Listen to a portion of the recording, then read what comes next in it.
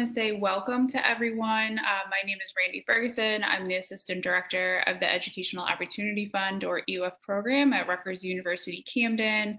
I appreciate you guys taking some time out on your Tuesday afternoon to listen to our information session.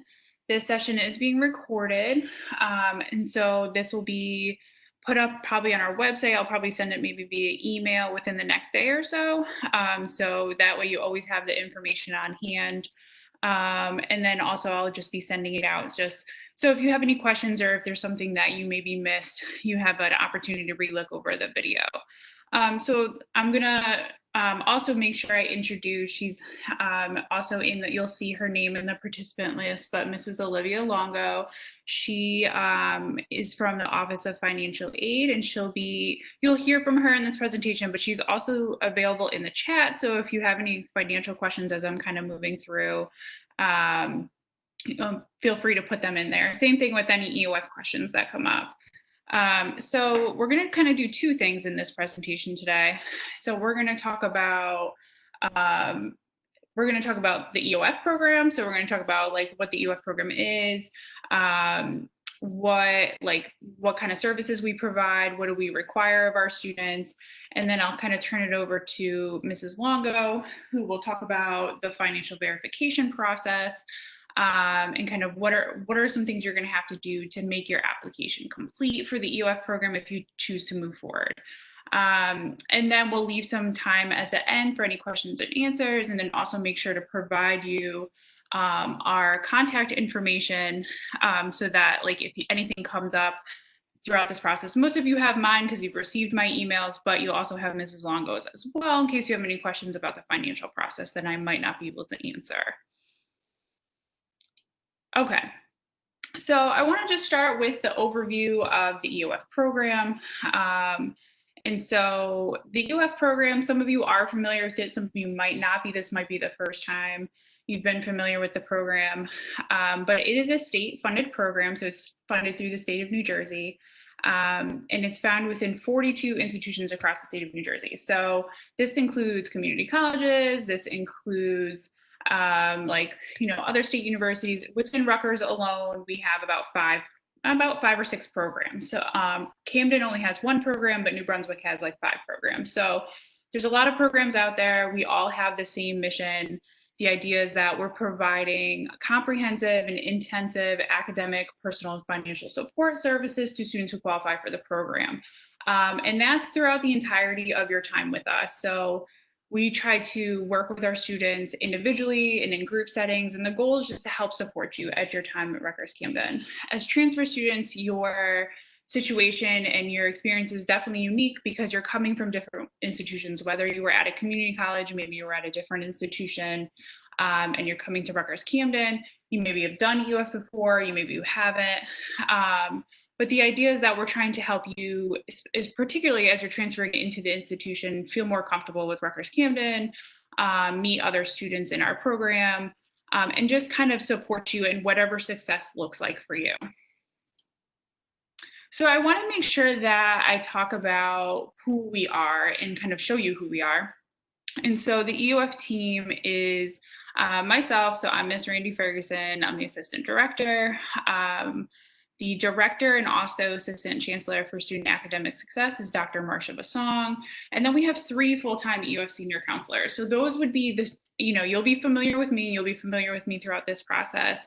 But if you move through successfully and you're financially verified, you'd be assigned to one of these 3 counselors. So we have Mrs. Caroline Waters, Mr. Terrence Jones, and Miss Sarah Blackman. And so their job is literally just to work with you one-on-one and help you be successful. I mentioned that before, and I like to reiterate to students that success is not a blanket term. We don't like to really define that for students. I think it's important that success is, a personal concept. It's a personal idea. And so what they do is work with you one-on-one, and, they'll help you academically. So they will help you make sure that you're doing well in your classes, that you're feeling supported, that you're in the right major, you're getting tutoring if you need tutoring, but a lot of what our counselors do with their students is personal. So they're, helping them with any goal setting, making sure that you're getting internships and you're involved on campus, and basically that when you leave Rutgers-Camden and you graduate, you are ready to kind of move on to the next step in your life, whatever that may be, whether that's graduate school or whether that's maybe, going right into work or whatever is this next step for you. So if you've had an EOF counselor before, if you've done EOF before, you're kind of familiar with how that works. But the best way I kind of describe this to people is that if you think back to high school, they're kind of like a guidance counselor if you were really close to your guidance counselor. And so they're kind of your personal support person and advocate on campus. And so just to kind of talk about our program services. So EOF is a state-funded program, so a lot of our programs work very similarly in that we all offer counseling and we all offer workshops. However, how we do those programs kind of vary from campus to campus. So even if you've done EOF before, it might be a little bit different on our campus. I like to say that we're a pretty intensive program. We expect a lot out of our students, but we know it pays off if you really engage in the program. So one of the things that we do is a lot of one-on-one academic coaching and student support, as I just mentioned, with your assigned counselor.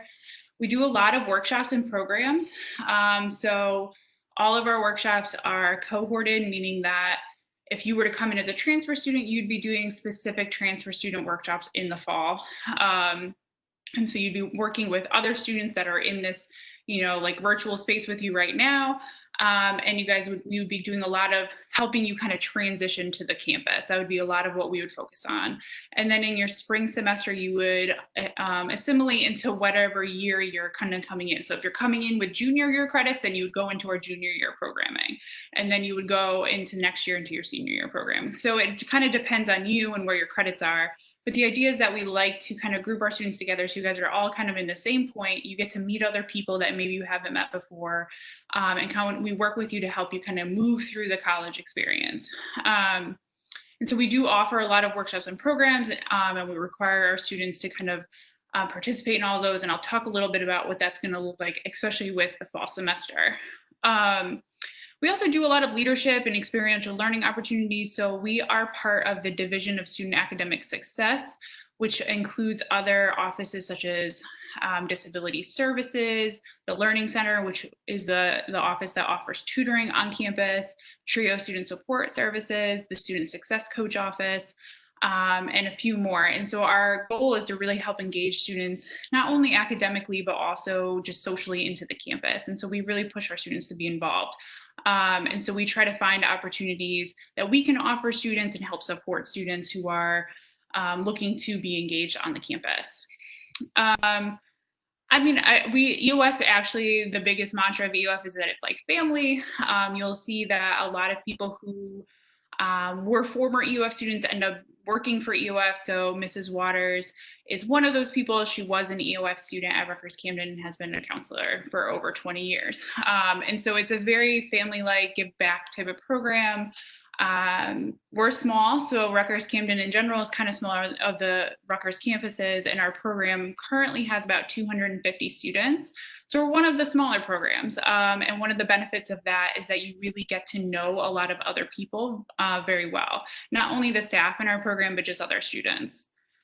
And then we work a lot with our campus partners. Again, another benefit of Rutgers-Camden being a smaller campus is that we are pretty well connected. People work together very well. We work with other offices a lot. So if you're experiencing an academic issue, a personal issue, a health issue, your counselor will help you kind of navigate that process, whether it's like referring you to the wellness center to help you get some support, or maybe you need to talk to the dean of students office about something that's going on in your class that you need to discuss further. So we work a lot and partner with other people on campus to kind of help you stay connected and work through any obstacles or successes that are coming up. And so lastly, I want to talk about, before we turn it over to the verification process, I want to talk about what program compliance looks like. Again, I mentioned that, if you've done EOF before, you're kind of familiar that you're required to participate on some level, whatever that looks like. And so for our program, we require our students to meet with their EOF counselor 2 times a month, and also attend any workshops and programs that are being offered for your specific cohort. So for example, if you were going to come in the fall, it would be, you need to attend all these workshops that we're offering for transfer students. And we would lay that all out to you before the semester started. We would give you like a schedule for the entire semester so you could schedule them in your phone or however you keep track of your appointments. And then also we ask that you meet with your academic advisor once per semester. All students are assigned an academic advisor. You might have already met yours already if you're doing advising and registration days, but we ask that you meet with them as well as part of your compliance so that we can make sure that you're academically on track.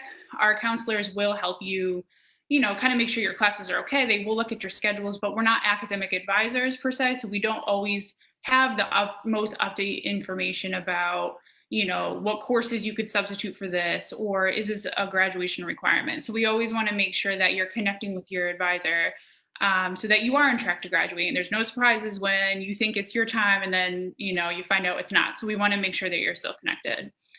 And because I like to say we're an academic support program that provides aid. So we're not a financial aid program. So we're not a program that just gives out money. You basically kind of have to earn your money because we're heavily support service based. So if you're interested in EOF, it's because of course, you might be interested in the money, which is totally fine, but you're also like, I would love some support as I come into Rutgers-Camden, and I really need to have somebody that I can go talk to. That's what EOF is. Now, you may have seen that the university officially announced yesterday that we'll be largely virtual in the fall. So we are still working out details about what that looks like for meetings with EOF counselors. I expect there's going to be some sort of rotation basis where there may be opportunities if you maybe live in the area and you're comfortable, where you're able to maybe come in and meet your EOF counselor in person and have a meeting with all of the social distancing guidelines and everything in place. But I do know for a fact that all of our workshops and programs that we normally offer on campus are going to be virtual. And so we're currently as an office working on that now.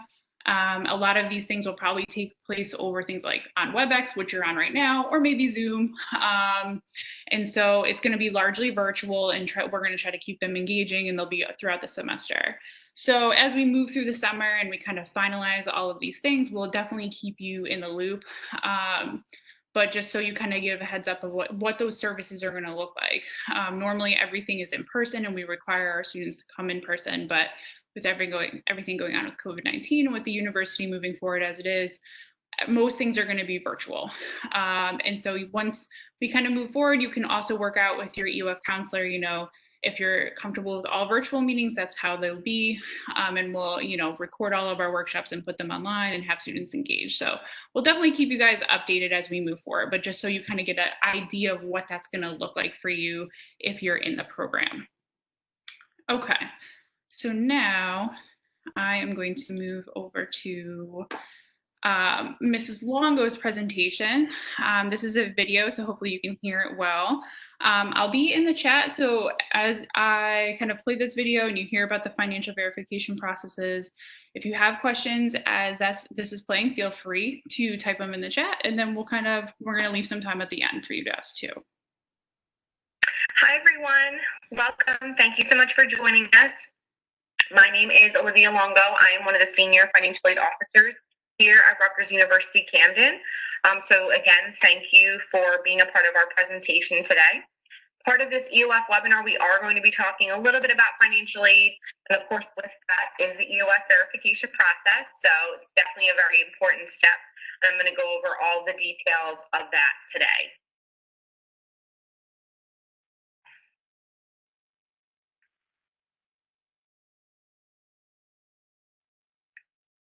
Okay, so our next slide here is actually just explaining more about the Educational Opportunity Fund, so the EOF program, of course, that more of the financial background though.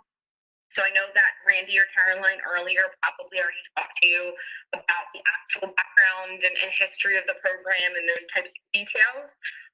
So now we're going to just be talking more about the financial assistance part and eligibility factors and all of that. So the EOF program does provide financial assistance and support, of course, but it also provides other support services as well. So like I said, probably what Randy already talked about, like counseling, tutoring, developmental coursework, just that one-on-one and those support services that you may need. Anything like with organization and scheduling, your counselors are there for you. But of course, you also have that financial grant backing you as well. So that is actually provided to students from educationally and economically disadvantaged backgrounds and participating institutions, of course, of higher education in our state of New Jersey. So one of them, of course, being Rutgers-Camden.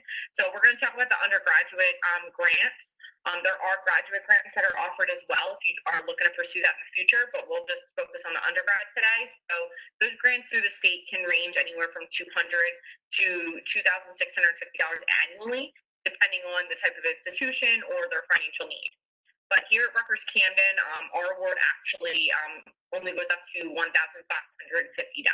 So that would be the max for us. But those grants are renewable every single year, just as long as you're continuing your eligibility. So either way, though, the grant you would be awarded would be $1,300 or $1,550 for the year once you're found eligible. That's based on your housing status along with all of your other eligibility factors.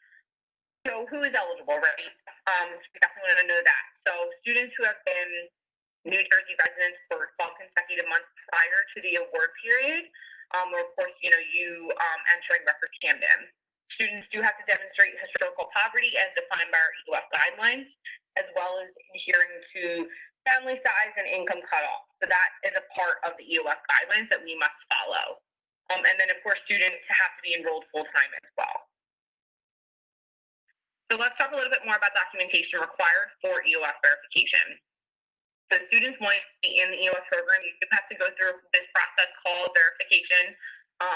You have to follow all the steps and the guidelines, and it sometimes, can be frustrating or confusing or tedious, but, there are a lot of different parts to it, and that is why we are here to help you understand that and get through that. But you definitely want to focus on this part. This is really important because this is the documentation that may be requested from you. So some of the examples that I'm going to go over in a second may be exactly what's required, and you may be required to submit less, just that, the same, or more.